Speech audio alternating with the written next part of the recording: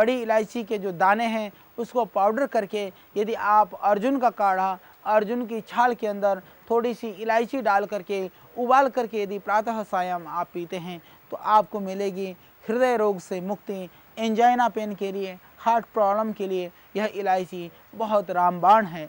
और जिसको किसी भी तरह से कोई भी सर्दी जुकाम कफ की शिकायत हो उसके लिए भी तुलसी के पत्ते, लौंग और बड़ी इलायची को कूट करके आप पका करके उसको पीते हैं काढ़ा बना करके, तो वह भी बहुत ही दिव्य प्रयोग है।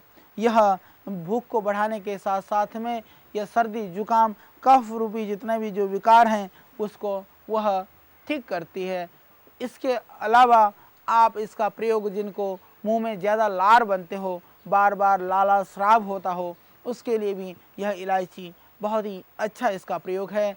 इलायची इसके अलावा आप इसका प्रयोग जिनको तो आपको भूख को बढ़ाने के लिए, स्वाद को बढ़ाने के लिए, नशा से मुक्ति के लिए और आप इसका प्रयोग करिए अपने हृदय रोगों के लिए।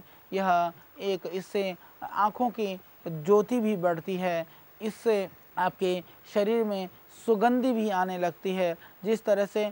और जिनको पेट में अफारा हो, जो बार बार जिनको लैट्रिन जाने की शिकायत होती हो, बेल की चूर्ण में सूखा हुआ जो बेल है उसका पाउडर कर लें। 10 ग्राम पाउडर में 1 ग्राम यदि सिर्फ इलायची का पाउडर मिला दें और उसको सुबह शाम आप सेवन करें तो इससे आपके पेट का अफवारा ठीक हो जाएगा। इसके अलावा आप इसका प्रयोग जिनको नामर्दी या नपुंसकता है, यदि आप तुलसी के बीजों में तुलसी का बीज और बला के बीज और इलायची मिला करके यदि पाउडर बना करके प्रातः सायं करते हैं सेवन, उससे फिर आपको मिलेगी शरीर में पुष्टि, ताकत और प्रदर जैसे बीमारी से भी मुक्ति और नपुंसकता जैसी जो नामर्दी जैसी भयानक कमजोरी से मुक्ति। तो आइए आज से हम इस इलायची का प्रयोग हम अपने सिर्फ मसालों में ही नहीं औषधि के रूप में भी करना प्रारंभ कर दें और अपने परिवार को,